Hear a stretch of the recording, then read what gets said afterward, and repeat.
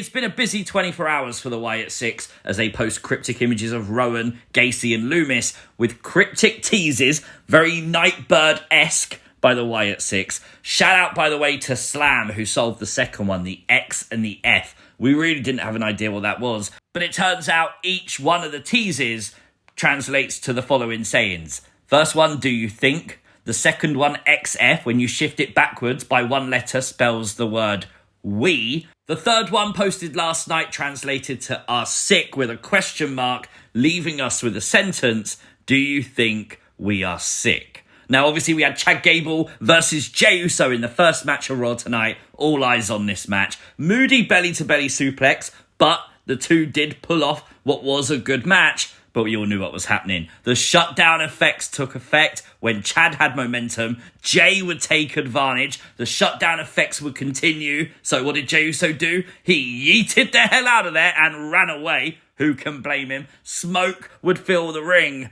and Chad Gable would nearly poop himself as Abby the Witch, this sinister Nikki Cross, would rise from the side of the ring, carrying yet another box. And once again, Nikki would deliver this to the commentary table. However, this week, it was the returning Pat McAfee, the person who the boxes have always been addressed to, finally got a box delivered.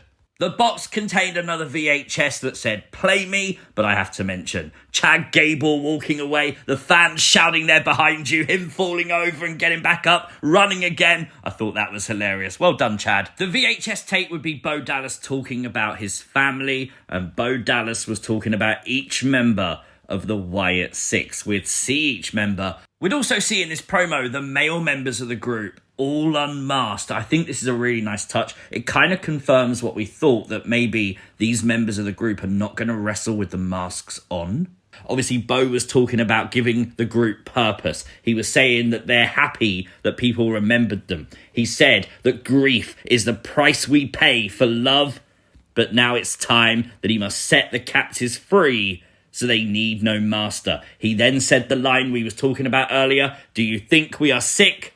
And his response was, then sick is what we'll be. We'd immediately go backstage to Chad Gable complaining to Adam Pearce about the Wyatt Sicks talking about him. And then we got the punchline, and it was a good one. In Adam Pearce's office was a lone Bo Dallas. This is freaking genius, because first and foremost, a lot of people are now wondering, is Adam Pearce in on this? The second part of it is, how do you get this group who are like anti-establishment that need someone to deliver their promos each week? Well, this is how they transition to be wrestling characters. Brilliant. Have to ask the question though, in the actual video vignette, why was Nikki's face not shown? Obviously, when Bo was talking, he said about love, and obviously Abby the Witch character was shown, but they never once showed Nikki's face. They showed Dexter, they showed Gacy, they showed Erick, but not Nikki. Why is that? This is things you might have missed from WWE Raw. Make sure you've hit the like button, and if you are new to the channel, go ahead and hit the subscribe button too. Liv Morgan was set to team with Dirty Dom tonight, and although Dom didn't want to at first, he soon came round to the idea. Fucking hell. But nonetheless, this was a great comedy moment as Carlito would point out that segment went hard. Yep. Carlito is indeed pointing at what you think he's pointing at. Well, the mixed tag team match between Liv and Dom and Rhea and Zelina was the main event tonight. And after we saw Damian Priest on the phone, everyone was suspecting a Rhea Ripley return. Well, the result of the match was Dom pinning Rhea for the very first time with the help of Liv Morgan. Dom got a little bit carried away with himself, literally, and yep. Rhea Ripley is back, and she did not look happy. Liv ran away. Rhea had some stern words for Dom. Dom trying to plead his case as the show closed with those two just walking away. Got to mention that Chad Gable tonight was seen in the background, once again talking to the Creed brothers and Ivy Nile. You gotta say it. Obviously, Chad Gable is bricking himself, okay? Chad Gable needs backup. Is that the Creed brothers and Ivy Nile? It would make so much sense. It's the faction we was rumoured to potentially get. Now it looks like this is how we're going to get it. Could be interesting.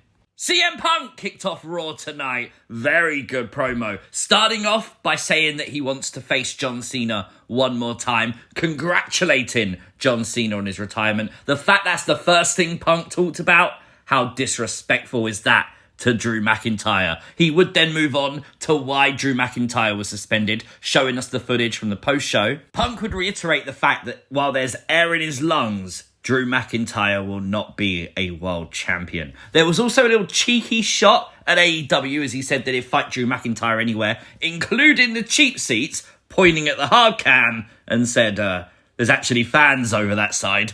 Ouch. Seth Rollins would come out irate after what happened at Money in the Bank. Punk just went to the announce table, put on the headset and talked trash while Seth was making his entrance. The two would come face to face though, as Seth would remind CM Punk that CM Punk's own words, actions have consequences. And he said when CM Punk is healed, he's going to basically put him back on the shelf. You know what? I like this. Obviously, we're going to do Punk and Drew, but the seed for Seth and Punk is being watered now. I like that. It's cool. And of course, WWE have planted the seed tonight as well for CM Punk to face John Cena in 2025. So, very interesting future for CM Punk. In this promo, Seth Rollins would address what happened at Money in the Bank with the referee counting 3, just simply saying it happens in all sports. The referee made a mistake. Later on, we'd see him talking with Damian Priest, and he said he would honour the gentleman's agreement, but Damian Priest would stop him and say, I know you will, I honoured mine, but I still have something to prove, and therefore we can forget the gentleman's agreement. When I'm finished with Gunther, me and you can go again. So it looks like if Damian Priest somehow beats Gunther, Damian vs Seth will happen again.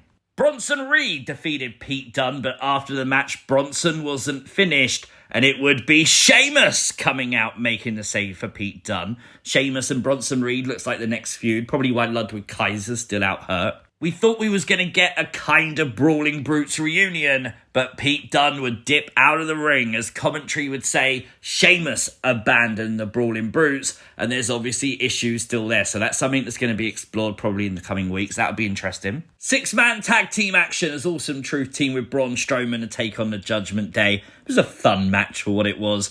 R-Truth got on board the train tonight. Not sure he paid his train ticket, but no one was going to find him, was they? I love the ending of this. This was really genius. Having Finn Balor take advantage of R-Truth, he was showing off to the fans, allowing Finn Balor to pick up the win for the Judgment Day, keeping Braun Strowman strong. He was chasing down JD McDonough, so Braun not involved there. His feud with Judgment Day will continue, but the story after the match was The Miz. The Miz was frustrated that R-Truth lost. Obviously, these two lost the tag belts. Now R-Truth loses this match. Is The Miz going to be turning heel soon?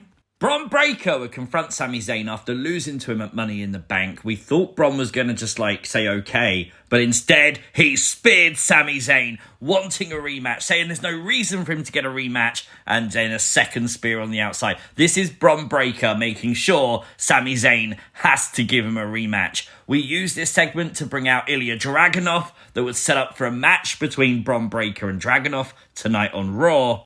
Bron Breakker would throw the chair at Ilya Dragunov, causing a disqualification. The beatdown would then ensue onto Ilya Dragunov. Bron Breakker establishing his dominance. We would get an injured Sami Zayn coming out to try and make the save, but it would be the dominant Bron Breakker standing tall over both men. This is the reaction I wanted from Bron. This is Bron Breakker's first main roster loss to Sami Zayn. I didn't want him just to go off and do something else. I wanted him to be irate. I wanted him to be angry, and that's exactly what he did.